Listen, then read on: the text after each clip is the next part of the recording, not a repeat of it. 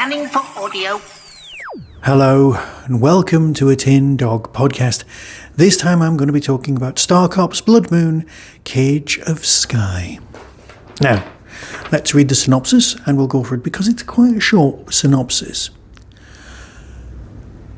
This was released in April, blah, blah, blah, blah, blah. Here we are. Devis makes a dubious deal with a notorious hacker, which leads him to a dangerous ground.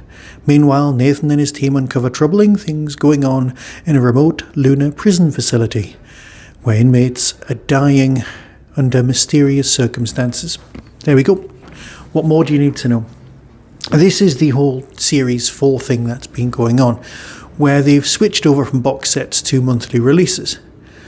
And it's really nice because it's brought back that whole Star Cops thing where you were kind of going, oh, there's going to be an episode on this week, and then next week there's going to, and obviously once a month, detracts from that. But, we've all got busy lives. And that's fine because you get to build up, you get to go, oh, I wonder what's coming next. And then when the new episode actually does arrive in your Dropbox, you just please not Dropbox, you know what I mean, in your inbox. Big fan of Star Cops, so much so that it's actually this month's, for your consideration. Which has taken me back to watching Star Cops via, the gift of DVD, or however else you seem to find it. That is not the Star Cops. That sound is an ambulance. Not coming for me, of course. Anyway, Star Cops itself, this month for me, I've been watching it and listening to it. And you know what? It's still crackingly good. It's surprising. I don't understand why it never truly caught on and got another season.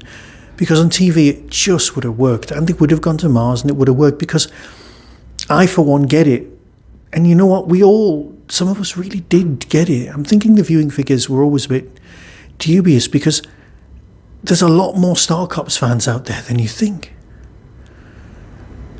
And you know what? Listening to this, you can hear why. Yes, they've not reimagined Devis, but they've toned down his more unacceptable 1987 qualities. Because let's face it, the original TV series was set in 2027. And we really aren't that close to hanging around in space. Which is a shame, really, isn't it? Right, okay, on with the story. You've got your ongoing Devis story arc where he's trying to find his daughter, which is, a decent, nice, ongoing bit of narrative. The guy's also, once he's got a bone in his mouth, he's not going to let it go. But he is Colin. He is a plodder. But he can be a damn fine policeman if he just gets on with it and gets on with being a policeman. The fact that he's down as no longer a Star Cop, but he's still down as main cast, well, I think we can work with that. There's some very nice character development going on, despite the fact that we're all still, rigidly defined in the locked-in characters. I am absolutely loving Star Cops at the moment. Yes, the nervousness about TV Doctor Who coming back and the new Doctor in a new direction. I'm using this as a distraction for myself because this, I know where I stand with this. I know what I want with this. And this is Star Cops. Star Cops done really well. I genuinely am loving this box set. Well, I'm calling it a box set because let's face it, it's a whole series. These all stand alone stories. And they're all so based in reality. I loved the atmosphere of the prison on the moon, the idea of sending people up there and them still cutting corners. One of the truly important parts of this, of course, is the relationship between Nathan and Kenzie. I know on the TV they were all heading towards a possible romance. But here you've definitely got much more of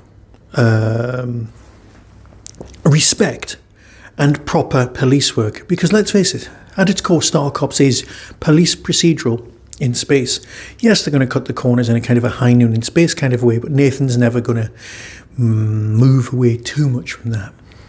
So, here's the trailer and decide for yourself. Until next time, be seeing you. From Big Finish Productions, Star Ops Blood Moon, A Cage of Sky. And right now, the body of the most recently deceased from Lethe is here at Moonbase. You think we should take a closer look? Boss, I really think this needs checking out. I don't think anyone was supposed to see this. Okay, I'm officially suspicious. We're out of time! Lockdown is stalled at 60% completion. We can't maintain full control of the facility.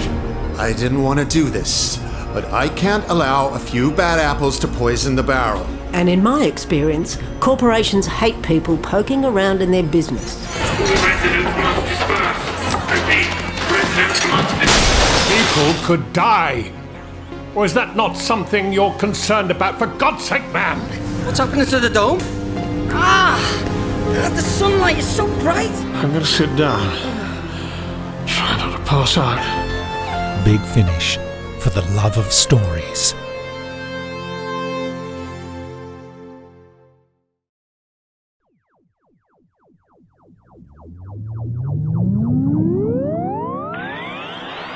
That was the Tin Dog Podcast. Everything discussed is the intellectual property of others. No infringement is intended. For early access to reviews, follow the show on YouTube or Twitter @Tin Dog Podcast. To contact the show, email tin-dog@hotmail.co.uk. The Tin Dog Podcast is a founder member of the Doctor Who Podcast Alliance.